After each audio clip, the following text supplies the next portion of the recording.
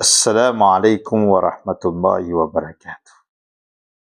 Indray andro ireo mpanaradia ny mpaminany sallallahu alaihi wasallam nanontany azy hoe iza ireo olona tsara indrindra eto ambony tany.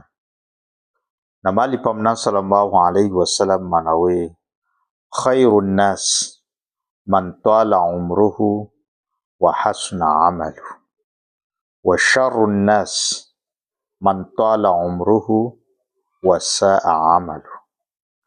Ny olona tsara indrindra eto ambony tany dia ny olona izay lava androm-piainana no manao asa soa nandritran'izany fiainana izany.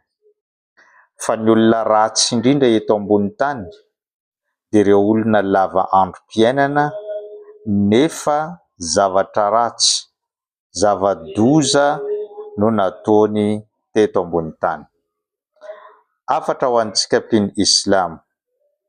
Repino Islam, raha tianao tafiditra ho isan'ireo olona tsara indrindra, mendrika indrindra eo anatrehan'i Allah ety ambony tany sy any ankoatra, dia metezanao ho mpanao asa soa amin'ny fiainanao eto ambony tany.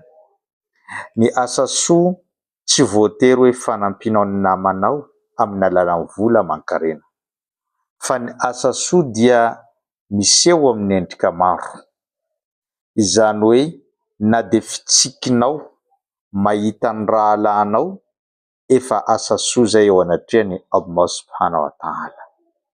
Ny fanaovanao doa tsara ho an'ny rahalahinao amin'ny fotoana tsy maha-eo azy mandritry ny alina efa asa soa lehibe izay eo anatrehan'i Allah subhanahu wa ta'ala.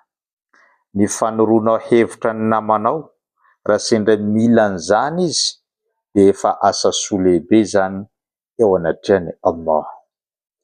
Aza manambanimbany ny asa soa izay ataonao, fa izany mety hanavitra anao amin'ny fotoana tsy ampoizina eo anatrehan'i Allah subhanahu wa ta'ala. Afatra ihany koa ho antsika, raha sendra tsy mahavita manao asa soa anao dia mba fadio ny manao fahotana bevava na ihany koa mampijaly ireo namana.